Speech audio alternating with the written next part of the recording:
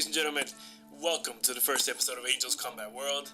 Today we are going over some of the results from Bellator 214, the Thurman versus Lopez boxing card, Munguia versus Inoue.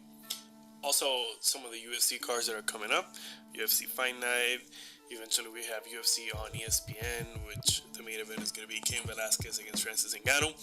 We'll also go over the future boxing cards that are coming up. Canelo Jacobs, Amir Khan, Terence Crawford, all that good stuff. Mikey Garcia, Errol Spence Jr. too. We're going to talk about Amanda Serrano too. A couple weekends ago, she made history. We'll talk about her too. We'll talk about the eventual matchup between her and Katie Taylor, which, whenever it happens, will be a super fight for sure. We'll talk about Glory Kickboxing, that, and much, much more here at Angels Combat World. Angels Combat World.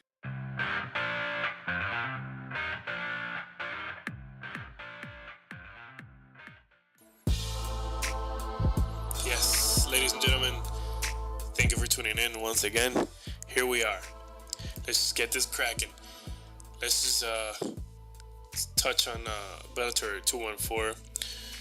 Wow, what a night of fights, or at least what a night of respectable surprises. Let's say.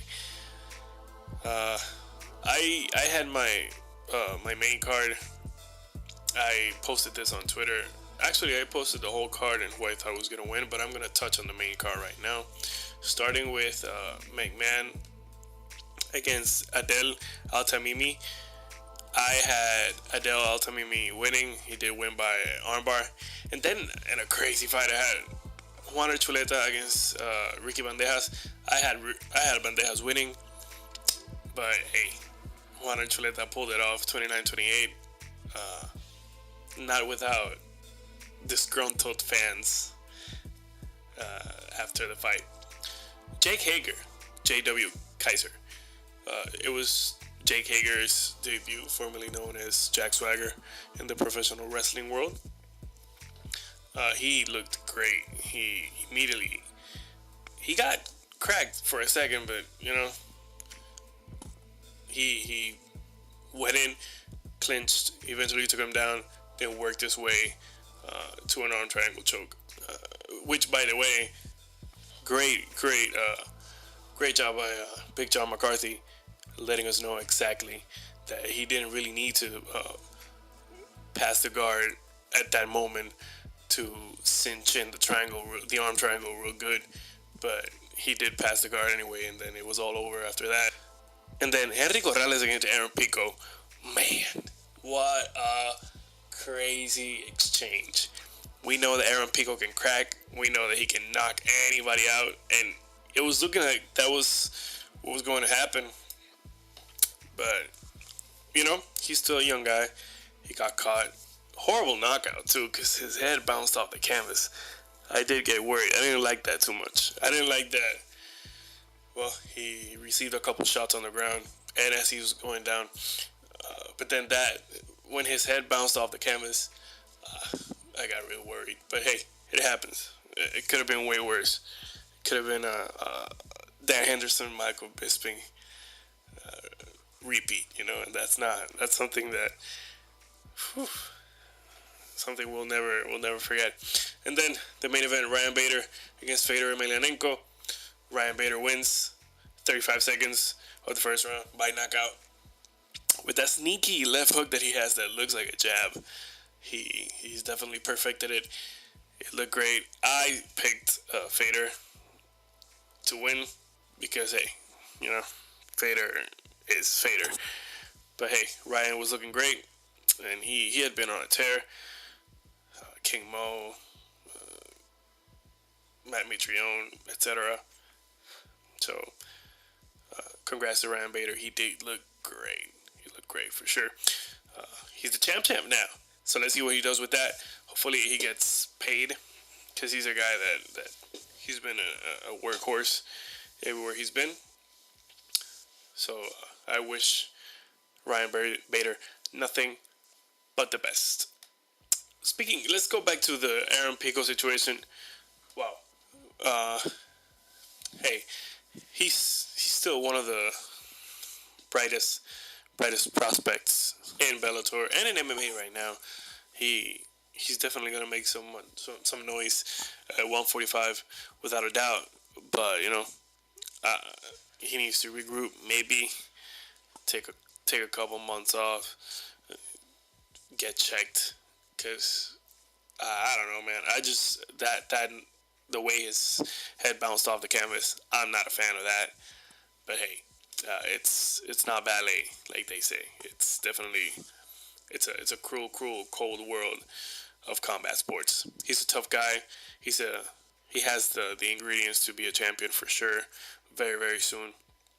Hopefully, he just gets a way to mix it all together and make it work, and then just steamroll through the whole featherweight division of Bellator. Let's see. The next event will be UFC Fight Night 144 coming from Fortaleza, Brazil, in which the prelims, Thiago Alves is on the prelims. That's what caught my attention. First of all, he'll be fighting Max Griffin. This should be a hell of a fight at 170. Then we go to the main card from bottom to top. It'll be Livia Renata Souza against Sara Frota at women's strawweight.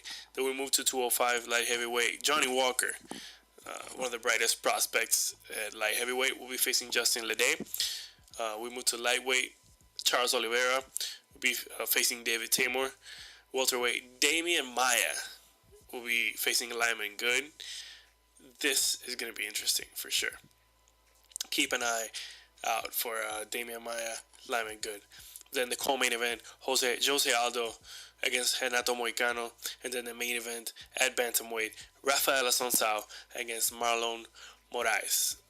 Good grief, what an event. Then UFC Fight Night 144, that would be next Saturday, coming from Fortaleza, Brazil. Then UFC 234, that'll be the Saturday after that, February 9th, coming straight from the Rod Laver Arena in Melbourne, Australia. It would be for sure. The main event is going to be for the middleweight championship, Robert Whittaker, Kelvin Gastelum at 185 for the 185-pound championship. This will be a great fight. I am definitely looking forward to this because, well, finally, Kelvin Gastelum finally gets to fight. Remember, he only fought once last year. I think he was injured and whatnot, so yeah, congrats. What a card is this one. I'm just going to touch the main card real quick. Bottom to top, it'll be Jim Crute against Sam Alvey, Montana de la Rosa against Nadia Kassim, Ronnie Yaya against Ricky Simon. Ronnie Yaya has 26 victories. Out of his 26 victories, 20 are submissions. There's world-class jiu-jitsu, and then there's Ronnie Yaya. Then the co-main event will be Israel Adesanya, who is 15-0 against Anderson the Spider Silva. I'm going to stop here for a second for two reasons. Number one, we already went over Robert Whittaker and Kelvin Gastelum, which will be the main event. But I want to stop here because I appreciate Anderson doing this. Anderson, at one point, and maybe to a lot of people, he was the greatest man to ever step into a mixed martial arts stage ever. Octagon, cage, ring, you name it. If it was MMA, Anderson Silva, without a doubt, was the greatest you've ever seen. Now, why is he facing Israel Adesanya at 185? This is totally unnecessary, you might say, but hey, this is what the sport needs more of. As much as I love Anderson, as much as I appreciate Anderson and everything he means to the sport, Anderson should definitely get taken out on this fight. Israel has all the tools to dismantle Anderson at 43 years old. That's what I'm looking for. I'm looking for Israel to just go and little by little start turning up the heat, and then just start making Anderson look bad. And this would be the crowning of the new middleweight prince. Because I'm sure that after this, there, when Israel beats Anderson, there's no way that he's not the number one contender. I mean, who else is there? Uh, how many times is Robert gonna face Joel Romero? How many times, you know, is Chris Wyman gonna get a shot? So yeah, without a doubt, Israel should dismantle Anderson. As much as it pains me to say this, this is how it should go. Israel should dismantle Anderson, and then this is just passing of the torch. This is what happens. This is a young lion taking out a very old lion that had his day in the sun, and no more. So yeah, I'm looking. This is the fight that I'm really, really going to be watching. I think Israel will dismantle Anderson and will embarrass him before the third round. Okay, cool, perfect. Let's move on. The last UFC card I'm going to touch is UFC on ESPN 1, which, let's point out, remember, Cain Velasquez was on the first card on UFC on Fox. He was the main event on that. And guess what? He's the main event on UFC on ESPN 1. Main card, Andre Fili against Miles Jury at featherweight. At welterweight, Vicente Luque against Brian Barberena. If Brian Barberena touches you on the chin, you, my friend, are going to sleep, okay? Courtney Casey against Cynthia Calvillo. James Vick against Paul Felder. James Vick coming off a defeat at the hands of Justin Gaethje, which, man, looking great against James Vick. And then the main event, Francis Ngannou against Cain Velasquez. Oh, man. This is at Talking Stick Resort Arena in Phoenix, Arizona. This is going to be good. It's quite a fight. Francis Ngannou against Cain Velasquez. What I think is going to happen is same fight that we saw Francis Ngannou against Stipe Miocic, but Cain is going to finish him. If not, then we'll see that this Cain that we're seeing now is not. The injuries took a toll on him and whatnot, but I believe that Cain Velasquez will do the same thing that Stipe did, same game plan. But remember, Cain Velasquez is wrestling way more advanced than Stipe's wrestling. So definitely, I'm looking at Cain Velasquez third round TKO or Francis Ngannou for sure. Now let's just go over some of the boxing results from last weekend. We had Jaime Munguia against Takashi Inoue in a fight that was tighter than what the scores showed, but still, Jaime Munguia for sure won that fight. It was two things. Number one, it showed that Jaime Munguia has to move to 160 already. It is completely unnecessary for him to drain himself in a division that's not really going to offer him anymore. He will defend his super welterweight championship against Dennis Hogan. Probably, it looks like it's going to be April 13th. So yeah. Besides that, I think after that title defense, he should definitely move to 160. That's where the money. That's where the matchups are. So I think this April 13th should be the last time he tries to make 154. He's a giant guy. He's like 6 foot, but he's one of those guys that's huge bone structure. He's very dense. I don't think he should try to cut to 154 anymore. And that the co-main event was Jesus Rojas against Sanshu, and I'm going to be completely Puerto Rican and say that that was a robbery and that was a black eye for boxing. No, not seriously. It was a very tight fight. It was very very even. I think that the first couple of rounds, Sancho definitely surprised Jesus Rojas. He was not expecting him to just come forward and just connect and let go of those combinations the way he did. He looked great. Looked really good. I don't know.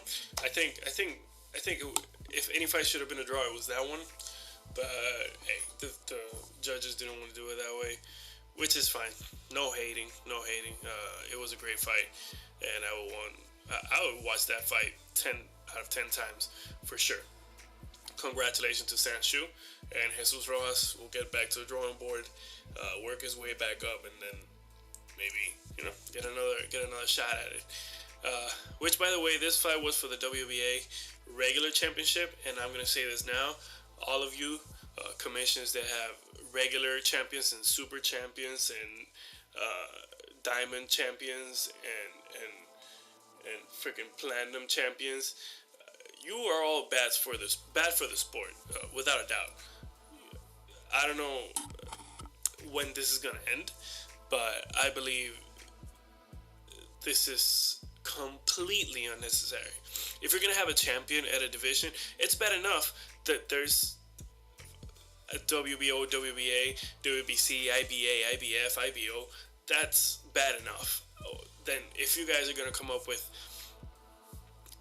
10 champions, each of you, at the same weight, then this is, I don't know, is this a circus? What are we doing here? This is unnecessary. So let's just move on. Don't make me tell you again, alright? Now, we move on to Keith Thurman, who was facing Josecito Lopez.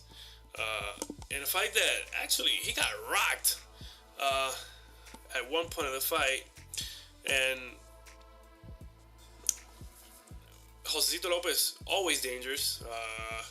I remember Josecito Lopez, he broke Victor Ortiz's jaw back in the day, a couple of years ago. So Josecito Lopez is no pushover. He is exactly what Keith Thurman needed to come back. Because he was out, wow, a long time. He fought Danny. He beat Danny Garcia on March 4th, 2017, and then he came back almost 2 years later to fight. Still, he looked great. He looked like he didn't miss a beat up until he got rocked in that 7th round. But hey, that's Keith Thurman for you. But he dropped Josecito on the 2nd round. So he's looking great. Definitely, Josecito is not a tune-up fight for anybody, but he's tough and all that. But hey, Thurman is on another level. So let's get back to making matchups. Let's consolidate some of these championships, please, because this is getting ridiculous. I would love to see Thurman and Porter again, for sure, 100%. I would love to see them again. Errol Spence is out there after Errol and Mikey fight, which, now that we're here, let's get to it. Mikey Garcia, Errol Spence, Cowboy Stadium, March 16th. This is going to be a great fight. Now that we're here, let's remember that Errol Spence has fought a bunch of times at welterweight. He is humongous, and this is the first time that Mikey Garcia has fought at welterweight ever. And the first time he fights at welterweight, it's against one of the greatest prospects at welterweight. I think the Garcia camp saw something in Errol Spence that they thought they can take an advantage. I'm not sure what that was, but whatever they saw, Mikey's getting ready. He's gonna come heavier than we usually see him. He's getting way bigger for this fight too. If you follow him on social media, you can see that he's definitely looking beefier. It's a fight that I really want to watch. It's intriguing because Errol is looking like a murderer, right, at 147. But you know, besides Lamont Peterson and Amir Khan, not for nothing, but he has not fought Sean Porter, Danny Garcia, Keith Thurman. You know, the crazy names that you need to face at 147. Hey, but this, even though Mikey is coming off of fighting at 135 and he's jumping all the way up to 147, he has fought at 140 before. Remember, he fought Adrian Broner at 140. But hey, it's a long jump. Errol Spence is a big guy, and it's going to be an interesting fight for sure. I'm really looking forward to that one. It's going to be a good one. Okay, so we have news. Number one, Abner Mares is out of the Gervonta Davis fight that was supposed to take place February 9th. It will now be Hugo Ruiz. Hugo Ruiz, with a record of 39-4, has his chance against Gervonta Davis for the WBA Super Featherweight Championship. We have Canelo against Danny Jacobs, May 4th. We'll have more information on that later, but it's gonna be a great fight. We know that Danny brings it. His last fight, which was more than 3 months ago, against Dervyachenko, it was a very uncomfortable fight. We knew that fight was going to be uncomfortable from the get-go because of the styles and how uncomfortable Dervyachenko is, and they were around each other before they even met in the ring because they were in the same camp. Still, Danny Jacobs is one of the best middleweights we have right now. A lot of people think he beat Triple G in their first fight. I'm not going that far, but he definitely looked great against Triple G until he got touched. But then he danced and then he fought his way back into the fight, and he made it a little bit more interesting. It's going to be a great fight against Canelo. Everybody has a hard time against Canelo because he's arguably the best pound for pound right now. That's what people say. He's still in my top 5 for sure, but he's a crazy talent. His counter-punching abilities, his head movement, he's really getting into his groove now with more than 50 fights in his record. He's really getting into his groove. He's really looking like a murderer.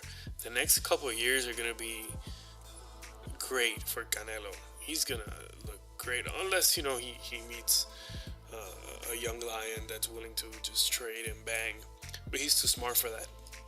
But still, Canelo is looking great, and he's going to keep looking great. He's not my favorite boxer, but he's for sure, I got to respect his talent and the effort and his God-given abilities, for sure. Next, we have on April 20th, we're going to have Terence Crawford against Amir Khan at Madison Square Garden. The rest of the card hasn't been announced yet, but it was a week ago that they announced, Tuesday night, that they announced that Amir Khan against Terence Crawford was actually going to take place, and it's going to take place at the famed Madison Square Garden Arena. Remember, April 20th, 2019, MSG, Terence Crawford against Amir Khan. Moving on, staying in the subject of boxing, I wanted to touch this subject because it hits close to home for sure because of who it is, and it's Amanda Serrano. How important Amanda Serrano is, very important to us Puerto Rican boxing fans. I catch a lot of flack from other members of the boxing community, of the Puerto Rican boxing community, because I say that pound for pound, Amanda Serrano could very well be the greatest boxer Puerto Rico has ever had. And I catch flack because of, Puerto Rico, even though we're a small island, we have a rich boxing history. We have baseball history and basketball history and other sports too. But boxing seems to be the place that we excel at. And we've had great champions. Wilfred Benitez, Wilfredo Gomez, Felix Trinidad, Miguel Cotto, Hector Macho Camacho, Jose Chewy Torres. Wow, the list goes on and on. Our first champion, Sixto Escobar, Carlos Ortiz. We have an incredible list of champions. But the simple fact that Amanda Serrano has been able to do what she did, she's champion in 7 divisions. Now, understood, the talent pool in female boxing is not as deep as male boxing. That is understood. But does that take away anything from her? Does she have to start fighting guys now? Is that what it means? She was born a female. What do you want me to do? She, in her circumstance, she's the greatest we've ever seen. For sure, she's the greatest female Puerto Rican boxer. Amanda Serrano, pound for pound, is the most accomplished fighter Puerto Rico has ever had. And she could very well go down as the greatest boxer Puerto Rico has ever had. Say what you want. I have my social media is open.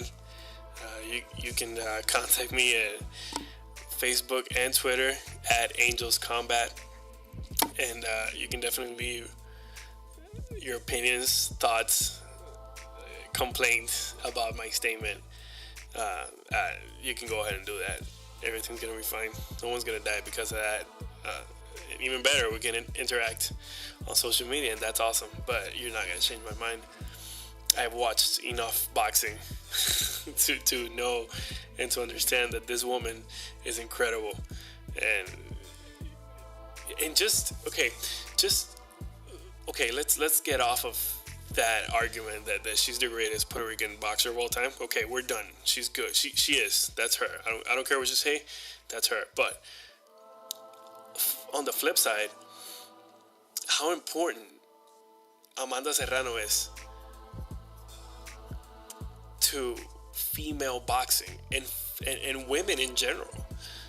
You know how many young girls look up to her? How many teenage girls that are trying to, teenagers are, hormones and they're going through changes and all that. And most teenagers need a role model, need someone to look up to. And New York neighborhoods are rough. And having a role model such as the Serrano sisters, both of them, because they're both tough as nails. They're great for women in general. They're great for the world. And thanks to Jordan Maldonado also, who's been amazing at training Amanda and helping her get along and all that. But 100%, whenever Amanda retires, women's boxing is going to be in a better shape than when she came in, 100%. And that's really what it's all about. She did a lot. She's done a lot for the sport. She's now moved on to grappling tournaments and MMA. She's 1-1 in MMA. Her victory coming by way of submission, rear naked choke.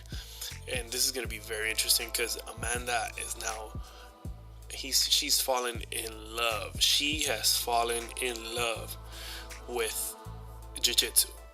And that is a scary, scary thing, because Amanda has one punch knockout power, and the better she gets on the ground, oh my lord, this is gonna be incredible.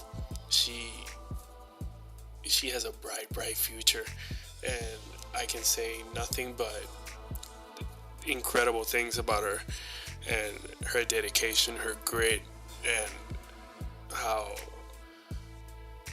incredibly focused and obsessed she is with getting better. And I'm saying all this really for two reasons. Number one, because I really believe it, and I'm a super fan of Amanda Serrano, and I'm really proud of her. And number two, because I really want her to come to the podcast and do a podcast with me. So holla at your boy, Amanda. Please come to Angels Combat World. Before I leave you guys, let's go over some.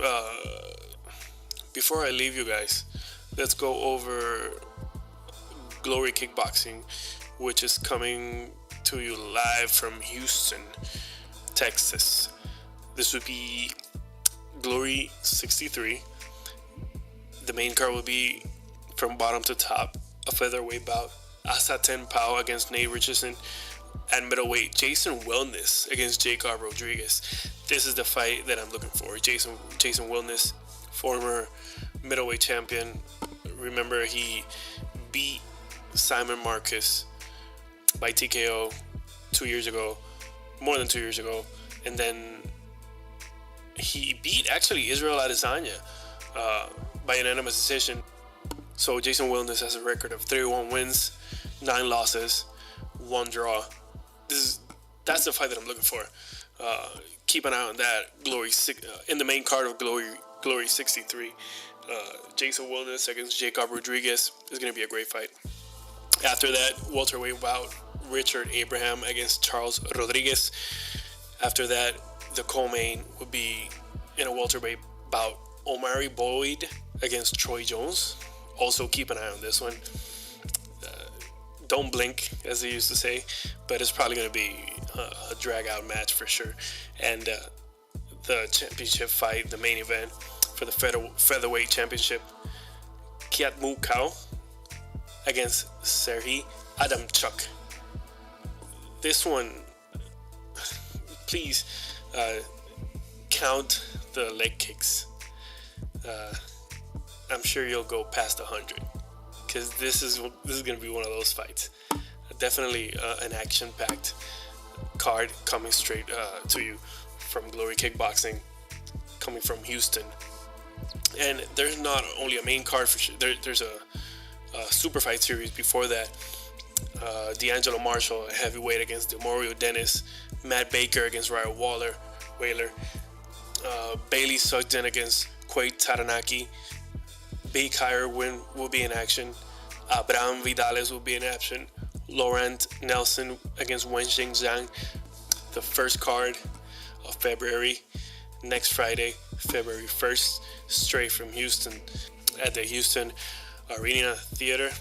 It's going to be a great night of fights. Don't miss it. Please watch it. It's the first card of the month of February. And Glory always brings a great spectacle. So just stay tuned and catch it next Friday. This is going to be it for today, ladies and gentlemen. Thank you for tuning in. You were very kind. Please share on your social media. I will post this on Twitter, Facebook, and YouTube. And I will see you on the next episode of Angels Combat World.